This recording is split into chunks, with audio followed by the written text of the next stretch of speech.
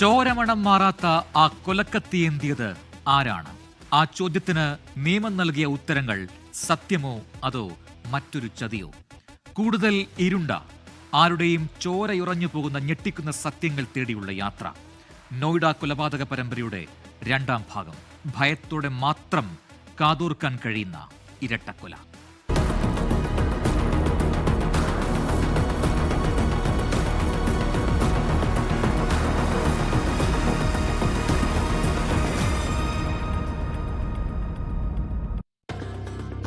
ദുരൂഹതകളുടെ നിഴലുകൾ വീണ ആ രാത്രിയിൽ യഥാർത്ഥത്തിൽ സംഭവിച്ചതെന്താണ്?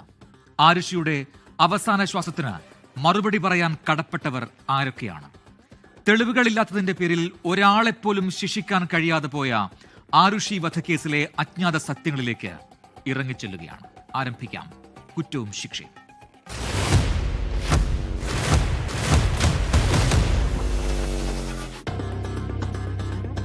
ആരുഷി വധക്കേസ്. എന്തായിരുന്നു കഥ ഇതുവരെ? A short recap.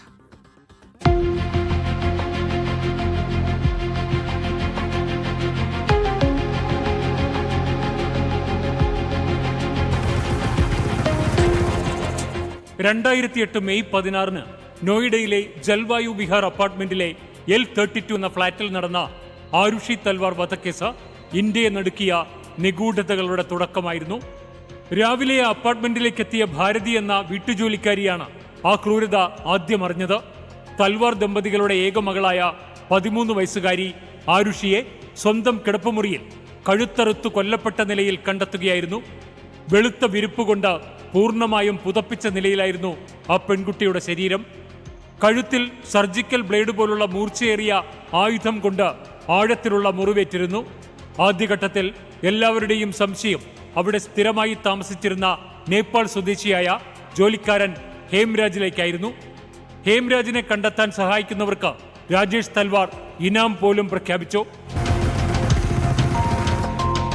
ആരുഷിയുടെ മൃതദേഹം കണ്ടെത്തിയതിന്റെ തൊട്ടടുത്ത ദിവസം, അതായത് 2008 മെയ് 17 ശനിയാഴ്ച രാവിലെ 9 മണിയോടെ ടെറസിലെ കൂളർ പാനലിനു പിന്നിലായി 2 ദിവസം പഴക്കമുള്ളതും ജീർണിച്ചു തുടങ്ങിയതുമായ ഒരു പുരുഷന്റെ മൃതദേഹം പോലീസ് കണ്ടെത്തി. ഈ മൃതദേഹം തന്റെ വീട്ടുജോലിക്കാരനായ ഹേംരാജിന്റേതാണെന്ന് രാജേഷ് തൽവാർ തിരിച്ചറിയുകയും ചെയ്തു. ആ സമയത്ത് തൽവാർ ദമ്പതികളുടെ വീട്ടിൽ ആരുഷിയുടെ മരണാനന്തര ചടങ്ങുകൾ നടക്കുകയായിരുന്നു. വീട്ടിലെത്തിയ ചിലർ മുകളിലെ ടെറസിലേക്ക് പോകുന്ന ഗോവണിപ്പടികളിൽ ഉണങ്ങിയ രക്തക്കറകൾ ശ്രദ്ധിച്ചു. വിവരമറിഞ്ഞ രാജേഷ് തൽവാർ നോയിഡ പോലീസിനെ വിവരമറിയിച്ചു. ടെറസിന്റെ വാതിൽ തുറക്കാൻ പോലീസ് താക്കോൽ ആവശ്യപ്പെട്ടെങ്കിലും അത് തന്റെ കൈവശമില്ലെന്ന് രാജേഷ് തൽവാർ പറഞ്ഞു. താക്കോൽ ലഭിക്കാത്തതിനെ തുടർന്ന് പോലീസ് ടെറസിന്റെ വാതിൽ പൊളിച്ചാണ് ഉള്ളിൽ പ്രവേശിച്ചത്. നേരത്തെ ആരുഷിയെ കൊലപ്പെടുത്തിയത് ഹേംരാജാണെന്ന് തൽവാർ ദമ്പതികൾ ആരോപിച്ചിരുന്നെങ്കിലും സ്വന്തം വീടിന്റെ ടെറസിൽ നിന്ന് തന്നെ ഹേംരാജിന്റെ മൃതദേഹം കണ്ടെത്തിയത് കേസിനെ പുതിയ നിഗൂഢതകളിലേക്ക് നയിച്ചു. മെയ് 15 അർദ്ധരാത്രി 12-നും 1-നും ഇടയിൽ നടന്ന ഈ ഇരട്ടക്കൊലപാതകങ്ങളുടെ സമയത്ത് ആരുഷിയുടെ മാതാപിതാക്കളായ രാജേഷ് തൽവാറും നൂപുർ തൽവാറും വീട്ടിലുണ്ടായിരുന്നു. ടെറസിന്റെ വാതിൽ തുറക്കാൻ രാജേഷ് തൽവാർ കാണിച്ച വൈമുഖ്യവും പോലീസിനെ സംശയത്തിലാക്കി. ഒടുവിൽ പുറത്തു നിന്നുള്ള ഒരാൾ വീട്ടിൽ പ്രവേശിക്കാൻ സാധ്യതയില്ലെന്ന നിഗമനത്തിൽ പോലീസ് രാജേഷ് തൽവാറിനെ അറസ്റ്റ് ചെയ്തു. സ്വന്തം മകളെയും ജോലിക്കാരനെയും പിതാവ് തന്നെയാണോ കൊലപ്പെടുത്തിയത്, അതോ ഇരുട്ടിന്റെ മറവിൽ ഒളിഞ്ഞിരുന്ന മറ്റൊരു മാരകശക്തിയാണോ ഈ ക്രൂരതയ്ക്ക് പിന്നിൽ? നിഗൂഢതകൾ അവസാനിക്കുന്നില്ല.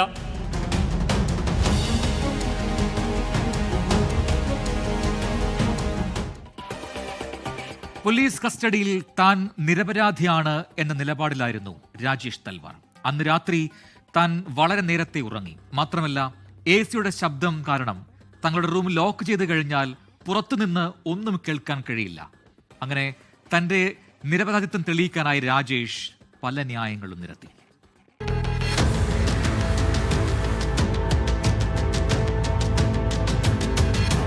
പക്ഷേ മിസ്റ്റർ രാജേഷ് തൽവാർ, താങ്കൾ അന്ന് രാത്രി 11:30 മുതൽ പുലർച്ചെ 3:30 വരെ ഇന്റർനെറ്റിൽ ആക്റ്റീവായിരുന്നു.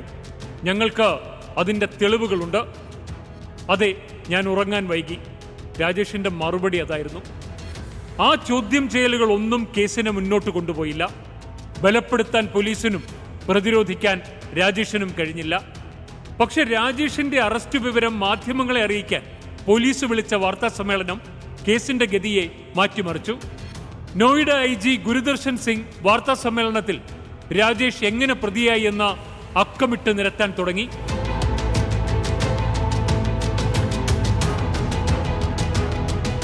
കൊലപാതകത്തിനു പിന്നിലെ കാരണത്തെക്കുറിച്ച് ഗുരുദർശൻ സിംഗ് പറഞ്ഞത് ഇങ്ങനെയായിരുന്നു. രാജേഷ് തൽവാറിന് തന്റെ സഹപ്രവർത്തകയായ ഡോക്ടർ അനിത ദുരാനിയുമായി വിവാഹേതര ബന്ധമുണ്ടായിരുന്നു. ഇത് മകൾ ആരുഷി അറിയുകയും അക്കാര്യം ഹേംരാജുമായി സംസാരിക്കുകയും ചെയ്തു. ഈ ചർച്ച ഹേംരാജിനെയും ആരുഷിയെയും അടുപ്പത്തിലാക്കി. എന്നാൽ ഈ ബന്ധം തിരിച്ചറിഞ്ഞ രാജേഷ് സഹിക്കാൻ കഴിയാതെ ആരുഷിയെയും ഹേംരാജിനെയും കൊലപ്പെടുത്തി. IG ഗുരുദർശൻ സിംഗ് വ്യക്തമാക്കി. കൊലപ്പെടുത്താനും തെളിവ് നശിപ്പിക്കാനും രാജേഷിനൊപ്പം ഭാര്യ നൂപുർ തൽവാറും കൂട്ടുനിന്നതായി പോലീസ് വ്യക്തമാക്കി. ഹേംരാജാണ് ആദ്യം കൊല്ലപ്പെട്ടതെന്നും പോലീസിന്റെ കഥയിൽ പറയുന്നുണ്ട്. എന്നാൽ പോലീസിന്റെ കഥ വലിയ പ്രതിഷേധങ്ങൾക്ക് വഴിവെച്ചു. ഒരു ഭാര്യയും അമ്മയും എന്ന നിലയിൽ എന്റെ ഭർത്താവ് തെറ്റുകാരനല്ലെന്ന് എനിക്ക് ബോധ്യമുണ്ട്, നൂപുർ തൽവാർ മാധ്യമങ്ങളോട് പറഞ്ഞു. 14 പോലും തികയാത്ത ആരുഷിക്ക് വീട്ടിലെ ജോലിക്കാരനുമായി ബന്ധമുണ്ടെന്ന തരത്തിലുള്ള പോലീസിന്റെ പ്രസ്താവന വലിയ പ്രതിഷേധങ്ങൾക്ക് വഴിവെച്ചു. അവൾ വളരെ സന്തോഷവതിയായ പെൺകുട്ടിയായിരുന്നുവെന്നും മാതാപിതാക്കളുമായി വളരെ നല്ല ബന്ധമായിരുന്നുവെന്നും ആരുഷിയുടെ സുഹൃത്തുക്കൾ വ്യക്തമാക്കി. പ്രതിഷേധം ശക്തമായതോടെ അന്ന് UP ഭരിച്ചിരുന്ന മായാവതി സർക്കാർ ആരുഷി ഹേംരാജ് കൊലപാതകത്തിൽ അന്വേഷണം CBIക്ക് വിട്ടു. 2008 ജൂൺ 1 ഞായറാഴ്ച ആരുഷി ഹേംരാജ് ഇരട്ടക്കൊലപാതകം CBI ഏറ്റെടുത്തു. സാധാരണ ദൃക്സാക്ഷികളില്ലാത്ത കേസിൽ അന്വേഷണത്തെ സഹായിക്കുന്നത് ഫോറൻസിക് റിപ്പോർട്ടുകളാണ്. എന്നാൽ നോയിഡ പോലീസ് നൽകിയ ഫോറൻസിക് റിപ്പോർട്ടുകളും ഫിംഗർ പ്രിന്റുകളും കേസ് അന്വേഷണത്തെ ശരിക്കും വഴിമുട്ടിച്ചു. നോയിഡ പോലീസ് നൽകിയ ഫിംഗർ പ്രിന്റുകൾ ഉപയോഗിക്കാൻ കഴിയുന്നതായിരുന്നില്ല. മാത്രമല്ല അത് പ്രൊഫഷണലായി ശേഖരിച്ച ഫിംഗർ പ്രിന്റുകളുമായിരുന്നില്ല. അതുകൊണ്ട് തന്നെ ആ ഫോറൻസിക് തെളിവുകൾ കേസ് അന്വേഷണത്തെ ഒരു തരത്തിലും സഹായിച്ചില്ല.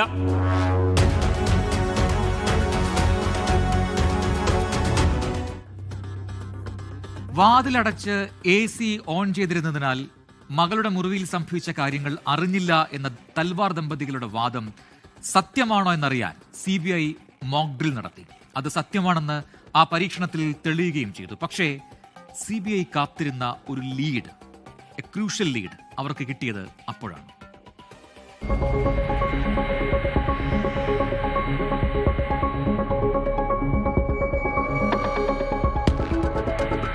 ആ കുടുംബവുമായി ബന്ധപ്പെട്ട നിരവധി പേരെ ചോദ്യം ചെയ്യുന്നതിനിടെയാണ് രാജേഷ് തൽവാറിന്റെ ഡ്രൈവർ ഒരു നിർണായകമായ വിവരം CBIക്ക് നൽകുന്നത്. സർ, സംഭവം നടക്കുന്നതിന് 2 ദിവസം മുമ്പ് ക്ലിനിക്കിലെ ദന്തൽ അസിസ്റ്റന്റായ കൃഷ്ണ എന്നോടൊരു കാര്യം പറഞ്ഞു. ഡോക്ടർ രാജേഷ് തൽവാർ അയാളെ അപമാനിച്ചുവെന്നും തനിക്ക് അതിന് പകരം വീട്ടണമെന്നും കൃഷ്ണ എന്നോടും ഹേംരാജിനോടും പറഞ്ഞു. ഡ്രൈവർ വെളിപ്പെടുത്തി.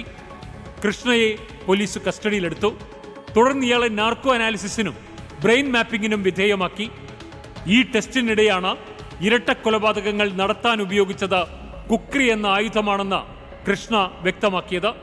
പക്ഷേ ആരാണ് ആ ക്രൂരകൃത്യം നടപ്പാക്കിയതെന്ന് നാർക്കോ അനാലിസിസിൽ വ്യക്തമായില്ല. ആ ചോദ്യങ്ങൾക്ക് അയാൾ പ്രതികരിച്ചില്ല. ഖുർഖ വിഭാഗത്തിൽപ്പെട്ടവർ ഉപയോഗിക്കുന്ന ഒരുതരം കത്തിയാണ് കുക്രി.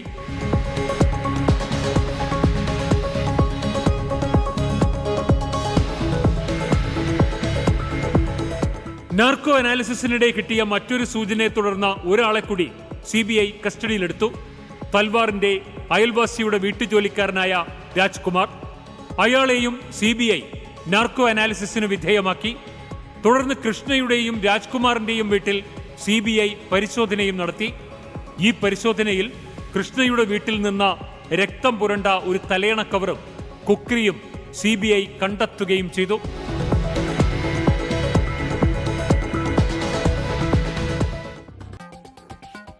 കൃഷ്ണ ആൻഡ് രാജ്കുമാർ CBI കണ്ടെത്തിയ 2 പ്രതികൾ.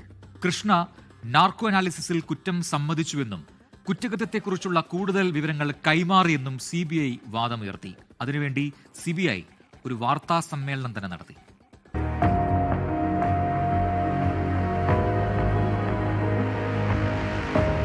വാർത്താ സമ്മേളനത്തിൽ CBI അന്ന് നടന്ന സംഭവങ്ങളെക്കുറിച്ച് നൽകിയ ഏകദേശ ചിത്രം ഇങ്ങനെയായിരുന്നു. 2008 മെയ് 16 വെള്ളിയാഴ്ച പുലർച്ചെ 12:30 രാജ്കുമാറും കൃഷ്ണയും ഹേംരാജിന്റെ മുറിയിലെത്തി. ഇവർ മൂവരും കൂട്ടമായിരുന്ന് മദ്യപിക്കുകയും ചെയ്തു.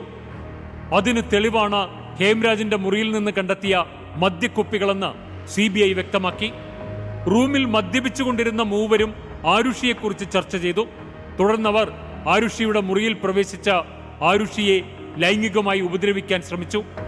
എന്നാൽ എതിർപ്പ് രൂക്ഷമായതോടെ കൊലപാതകം നടന്നിരിക്കാമെന്നായിരുന്നു CBIയുടെ വാദം.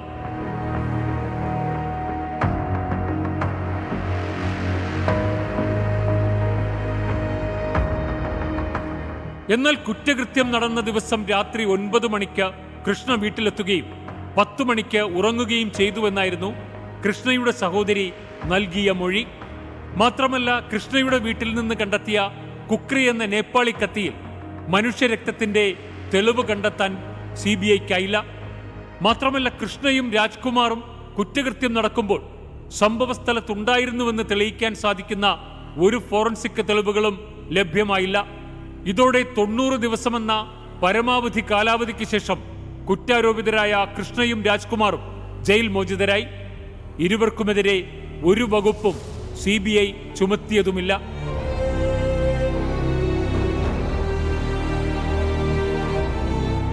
CBI അന്വേഷണം പുരോഗമിക്കുമ്പോഴും പുതിയ കുറ്റവാളികളെ കണ്ടെത്തുമ്പോഴും രാജേഷ് തൽവാർ ജയിലിൽ തന്നെയായിരുന്നു.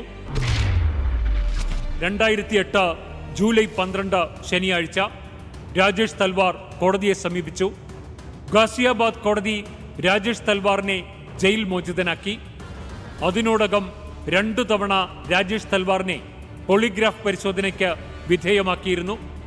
പക്ഷേ അയാൾ കുറ്റകൃത്യത്തിൽ ഉൾപ്പെട്ടതായി കണ്ടെത്താൻ തങ്ങൾക്ക് സാധിച്ചില്ലെന്നും CBI കോടതിയിൽ വ്യക്തമാക്കി. ആരുഷിയുടെ മാതാവ് നൂബുർ തൽവാറിനെയും പോളിഗ്രാഫ് ടെസ്റ്റിന് വിധേയയാക്കിയെങ്കിലും എതിരായി ഒന്നും കണ്ടെത്താൻ CBIക്കായില്ല.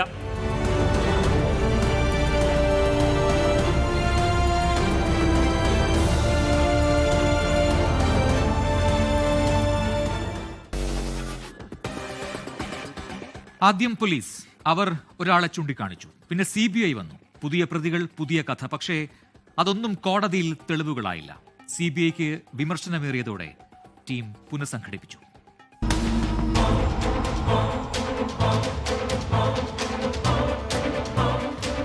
CBI ടീം ആദ്യം അരുൺകുമാറിന്റെ നേതൃത്വത്തിലായിരുന്നു. ആ ടീം കാര്യമായി ഒന്നും കണ്ടെത്താത്തതിനെ തുടർന്ന് AGL കൗളിന്റെ നേതൃത്വത്തിലുള്ള അന്വേഷണ സംഘമായിരുന്നു പിന്നീടെത്തിയത്. 2008 ഡിസംബർ 11 അന്വേഷണം തുടങ്ങിയ CBIയുടെ രണ്ടാമത്തെ ടീം കേസിൽ നിന്ന് ജോലിക്കാരെ കുറ്റവിമുക്തരാക്കി. ഇരട്ട കൊലപാതകങ്ങൾ നടത്തിയത് മാതാപിതാക്കളാണെന്ന നിഗമനത്തിലേക്കാണ് അവർ എത്തിയത്. ആദ്യം നോയിഡ പോലീസ് പറഞ്ഞ കാര്യങ്ങൾ തന്നെയായിരുന്നു CBIയുടെ രണ്ടാം സംഘവും കണ്ടെത്തിയത്. ആകെ 4 പേരുള്ള വീട്ടിൽ 2 പേർ കൊല്ലപ്പെട്ടിട്ടുണ്ടെങ്കിൽ അത് മാതാപിതാക്കളുടെ അറിവോടെയാണെന്നായിരുന്നു CBIയുടെയും കണ്ടെത്തൽ. CBI രണ്ടാം സംഘത്തിന്റെ കഥ പോലീസ് പറഞ്ഞതിനേക്കാൾ കുറെ കൂടി ഉറപ്പിച്ചുള്ളതായിരുന്നു. തൽവാർ ദമ്പതികൾ ഉറങ്ങാനായി മുറിയിലേക്ക് പോയപ്പോൾ പുറത്തുനിന്ന് എന്തോ ശബ്ദം കേൾക്കുകയും അവർ പുറത്തിറങ്ങി നോക്കുകയും ചെയ്തു. ആരുഷിയുടെ മുറി തുറന്നു കിടക്കുകയാണ്. അകത്തു ചെന്ന രാജേഷ് തൽവാർ കണ്ടത് ഹേംരാജിനൊപ്പം അരുതാത്ത സാഹചര്യത്തിൽ നിൽക്കുന്ന മകൾ ആരുഷിയെയാണ്. തുടർന്ന് രാജേഷ് തൽവാർ ഇരുവരെയും ഗോൾഫ് സ്റ്റിക്കും കുക്രി എന്ന നേപ്പാളി കത്തിയും ഉപയോഗിച്ച് കൊലപ്പെടുത്തിയെന്നും ഇതിന് നൂബുർ തൽവാറിന്റെ സഹായമുണ്ടായിരുന്നുവെന്നുമാണ് ആ വിശദീകരണം. കൊല്ലപ്പെടുന്നതിന് തൊട്ടു മുമ്പ് ഹേംരാജ ലൈംഗിക ബന്ധത്തിൽ ഏർപ്പെടുകയോ അതിനു ശ്രമിക്കുകയോ ചെയ്തിട്ടുണ്ടെന്നും CBI കോടതിയെ അറിയിച്ചു.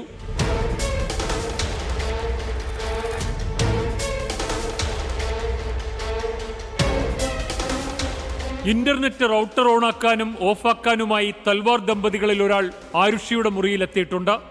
ആ രാത്രി അവർ ഉറങ്ങിപ്പോയി എന്നും ഒന്നും അറിഞ്ഞില്ല എന്നും പറയുന്നത് പൂർണ്ണമായും കളവാണെന്ന് ഇതിലൂടെ CBI വ്യക്തമാക്കി. പവർ കട്ട് ഉണ്ടായത് മൂലമാണ് റൗട്ടർ ഓൺ ആവുകയും ഓഫ് ആവുകയും ചെയ്തതെന്ന് തൽവാർ പ്രതിരോധമുയർത്തിയെങ്കിലും അന്ന് ആ പ്രദേശത്ത് പവർ കട്ട് ഉണ്ടായിരുന്നില്ല എന്ന് വിചാരണ കോടതിയിൽ തെളിയിക്കപ്പെട്ടു. രാജേഷ് തൽവാറിന്റെ പക്കൽ 12 ഗോൾഫ് വെഡ്ജുകൾ ഉണ്ടായിരുന്നു. അതിൽ 2 എണ്ണം കൂടുതൽ വൃത്തിയാക്കപ്പെട്ട നിലയിലായിരുന്നു. അവയിൽ ഒന്നിന് ക്ഷതമേറ്റിരുന്നു എന്നും CBI വ്യക്തമാക്കി. ആരുഷിയുടെയും ഹേംരാജിന്റെയും തലയിലേറ്റ മുറിവുകൾ ഗോൾഫ് വെഡ്ജുകൾ കൊണ്ടുള്ളതാണെന്ന് പോസ്റ്റ്മോർട്ടം ചെയ്ത ഡോക്ടർ പറഞ്ഞത് തെളിവായി CBI നിരത്തി. സ്വന്തം മകൾ രക്തത്തിൽ കുളിച്ചു കിടക്കുമ്പോൾ മാതാപിതാക്കൾ സ്വാഭാവികമായും മകളുടെ ശരീരം വേദനയോടെ ചേർത്തുപിടിച്ച് കരഞ്ഞിട്ടുണ്ടാകും. ഇത് അവരുടെ വസ്ത്രത്തിൽ ചോര പുരളാനിടയാക്കും. എന്നാൽ ഈ കേസിൽ ഇരുവരുടെയും വസ്ത്രത്തിൽ ആരുഷിയുടെ രക്തക്കറ കണ്ടെത്താൻ കഴിഞ്ഞില്ല. ഇത് അസ്വാഭാവികമാണെന്നും കോടതി നിരീക്ഷിച്ചു.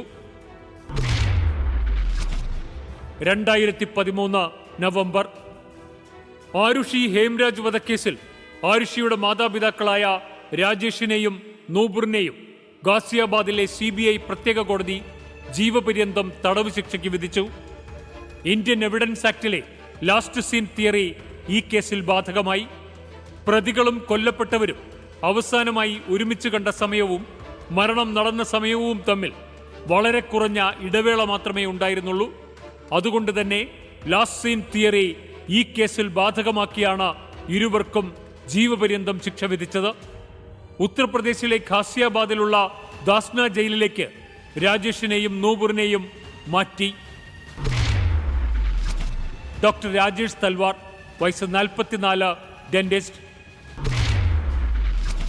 ഡോക്ടർ നൂപുർ തൽവാർ, വയസ്സ് 42, ഡെന്റിസ്റ്റ്.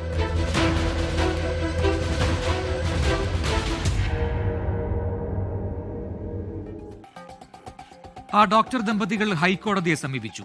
വിധിയും വാദങ്ങളും ഇഴകീറി. അവിടെ വിധി മാറിമറിഞ്ഞു.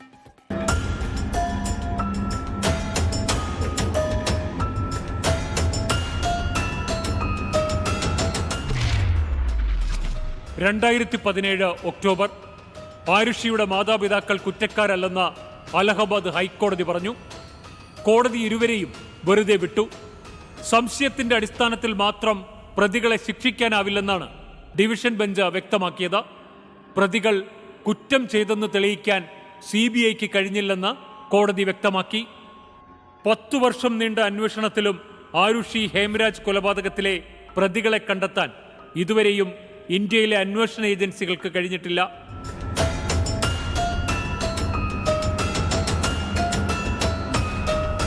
അലഹബാദ് ഹൈക്കോടതി രാജേഷ് തൽവാറിനെയും നൂപുർ തൽവാറിനെയും കുറ്റവിമുക്തരാക്കിയെങ്കിലും കേസ് ഇപ്പോഴും പൂർണ്ണമായി അവസാനിച്ചിട്ടില്ല. ഹൈക്കോടതി വിധിക്കെതിരെ CBIയും കൊല്ലപ്പെട്ട ഹേംരാജിന്റെ ഭാര്യ ഖുംഖല ബഞ്ചാഡെയും സുപ്രീം കോടതിയെ സമീപിച്ചിട്ടുണ്ട്. 2018 സുപ്രീം കോടതി ഈ 2 ഹർജികളും ഫയലിൽ സ്വീകരിച്ചെങ്കിലും അപ്പീലുകളിൽ ഇപ്പോഴും അന്തിമവാദം നടന്നിട്ടില്ല.